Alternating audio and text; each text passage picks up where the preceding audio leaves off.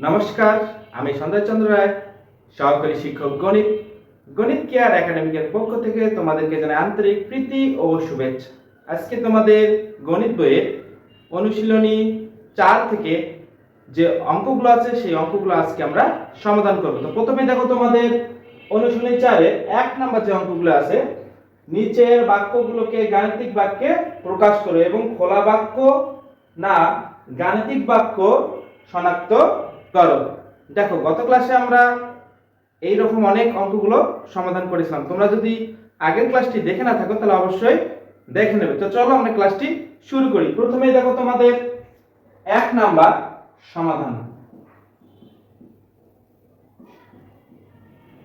দেখো তো এখানে কি বলছে, নিচের বাক্যগুলোকে গাণিতিক বাক্যে প্রকাশ করো। প্রথমে আমাদের কাজ, এই যে আমাদের 1 নাম্বার যে অঙ্কটি আছে, 9 কে 7 দ্বারা গুণ করলে গুণফল 80 হয়। প্রথমে আমাদের গাণিতিক বাক্যে প্রকাশ করতে হবে, তারপর এটি খোলা বাক্য না গাণিতিক বাক্য সেটি আমাদের প্রমাণ করতে হবে। তো চলো আমরা অঙ্কটি সমাধান করি। তাহলে দেখো, গাণিতিক বাক্য, দেখো 9 কে 7 দ্বারা গুণ করলে গুণফল 80 হয়। আচ্ছা, আমরা যদি 9 এর ঘরে নামতা পড়ি তাহলে বুঝতে পারবে 7 নাম কত হয়, 63 হয়। তাহলে দেখো 7 এবং 9 যদি আমরা গুণ করি তাহলে 63 হওয়ার কথা, কিন্তু এখানে কত দেওয়া আছে, 80 দেওয়া আছে। তাহলে অবশ্যই বাক্যটি কিন্তু কি আমাদের সত্য নয়। আমরা জানি সত্য এবং মিথ্যা যদি আমরা নির্ণয় করতে পারি তাহলে সেটি হবে গাণিতিক বাক্য, আর সত্য এবং মিথ্যা যদি আমরা নির্ণয় করতে না পারি তাহলে সেটি হবে খোলা বাক্য। তো চলো আমরা অ্যানসারটি লিখে ফেলি। এখানে বাক্যটি মিথ্যা, সুতরাং বাক্যটি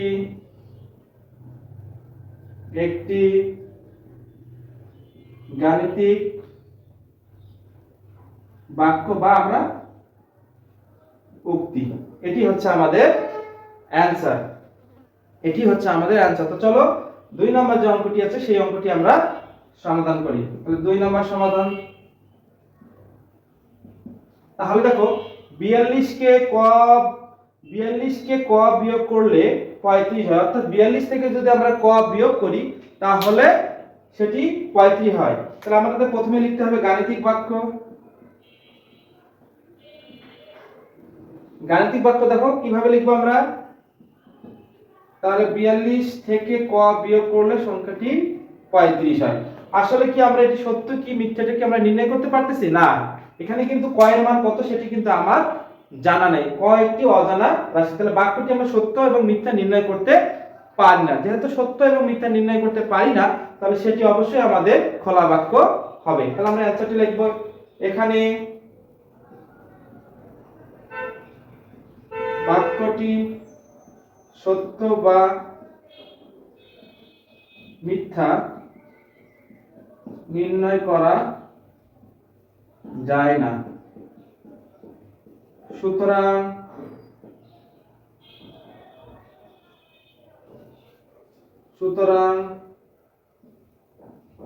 বাক্যটি খোলা বাক্য। এটি হচ্ছে আমাদের অ্যানসার। আশা করি তোমরা বুঝতে পেরেছো। তো চলো এখন তোমাদের 3 নাম্বার যে অঙ্কটি আছে সেই অঙ্কটি আমরা সমাধান করি।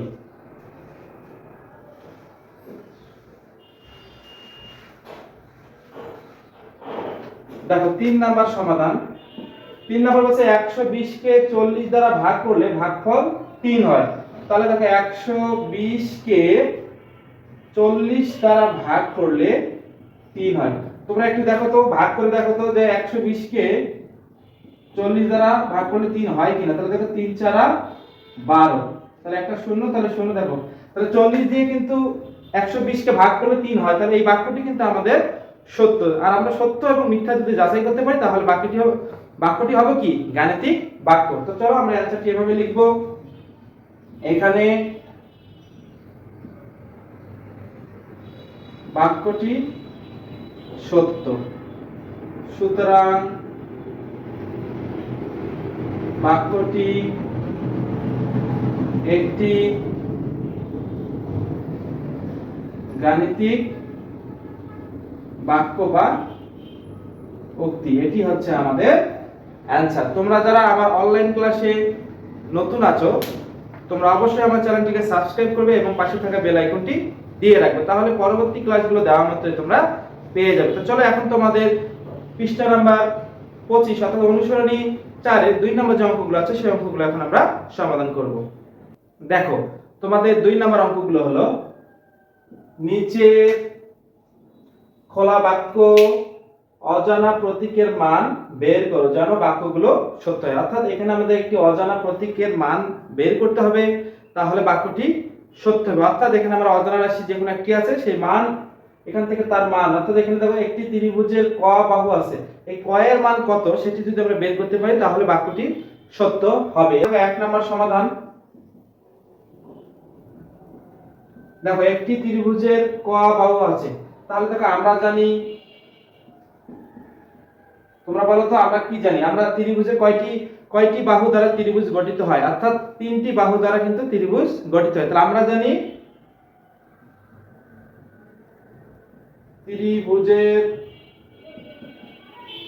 3টি বাহু আছে। তাহলে সুতরাং দেখো একটি ত্রিভুজের ক বাহু আছে, অর্থাৎ ক এর সাথে একটি ক গুণ 1 সমান সমান 3। তাহলে একটি ক সংখ্যক ত্রিভুজের কয়টি বাহু আছে, ক সংখ্যক ত্রিভুজ, অর্থাৎ একটি ত্রিভুজের কয়টি বাহু, 3টি বাহু। তাহলে দেখো একটি ত্রিভুজ, তাহলে এই ত্রিভুজ কয়টি, একটি, তাহলে বাহু তার কয়টা, 3টা। তাহলে ক এর মান কত হবে, তাহলে ক এর মান হবে সুতরাং ক = 3। অর্থাৎ ক এর মান যদি 3 হয় তাহলে কিন্তু বাক্যটি আমাদের সত্য হবে। তাহলে আমরা লিখতে পারি অতএব ক এর মান 3 হলে বাক্যটি সত্য হবে। এটি হচ্ছে আমাদের অ্যানসার। তো চলো তোমাদের 2 নম্বর যে অঙ্কটি আছে সেই অঙ্কটি আমরা সমাধান করি। তাহলে 2 নম্বর অঙ্কের সমাধান দেখো।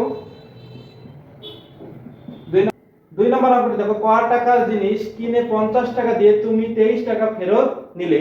তাহলে তোমার জিনিসটার দাম কত, তুমি যে ক জিনিসটা নিয়েছো এই জিনিসটার দাম কত, সেই দামটা যদি আমরা বের করতে, অর্থাৎ ক এর মান যদি আমরা বের করতে পারি তাহলে কিন্তু আমাদের বাক্যটি সত্য হবে। তাহলে দেখো আমরা এইভাবে লিখব, তাহলে গাণিতিক বাক্য, দেখো ক টাকার জিনিস কিনে 50 টাকা দিয়ে অর্থাৎ 23 টাকা ফেরত দিয়েছে। তাহলে ক যোগ 23, তুমি জিনিসটাও নিয়েছো এবং 23 টাকাও ফেরত নিয়েছো এবং কত টাকা দিয়েছো, মোট টাকা দিয়েছো তুমি 50 টাকা। তাহলে ক এর মান তোমাকে বের করতে হবে, অজানা রাশি অর্থাৎ ক জিনিসটার দাম কত সেটি তোমাকে বের করতে হবে। তাহলে দেখো আমরা এইভাবে বের করব, ক দেখো এটা প্লাস আছে, ওই দিকে গেলে কত হবে, মাইনাস, অর্থাৎ মাইনাস হচ্ছে 23, বা ক এর মান দেখো 50 থেকে যদি আমরা 23 বাদ দিই 3 আছে, কত হলে 10, 7 হাতে থেকে 1 3 3 আছে, কত হলে 5 2। তাহলে দেখো আমার এদিকে ক এর মান কত বের হলো, 27 টাকা, অর্থাৎ জিনিসটির মূল্য কত, 27 টাকা। তাহলে দেখো আমি জিনিসটি 27 টাকা দিয়ে ক্রয় করে 50 টাকা দিয়েছিলাম, দোকানদার আমাকে 23 টাকা ফেরত দিয়েছে। আশা করি তোমরা বুঝতে পেরেছো। তাহলে এখন আমরা অ্যানসারটি লিখে ফেলবো। তাহলে এইভাবে আমরা অ্যানসারটি লিখব, ক এর মান 27 হলে বাক্যটি সত্য হবে। এটি হচ্ছে আমাদের অ্যানসার। আশা করি তোমরা বুঝতে পেরেছো। আমার ক্লাসগুলো তোমরা নিয়মিত পাওয়ার জন্য চ্যানেলটিকে অবশ্যই সাবস্ক্রাইব করবে এবং পাশে থাকা বেল আইকনটি দিয়ে রাখবে। আজকের ক্লাসটি আমি এখানে শেষ করছি। ধন্যবাদ তোমাদেরকে।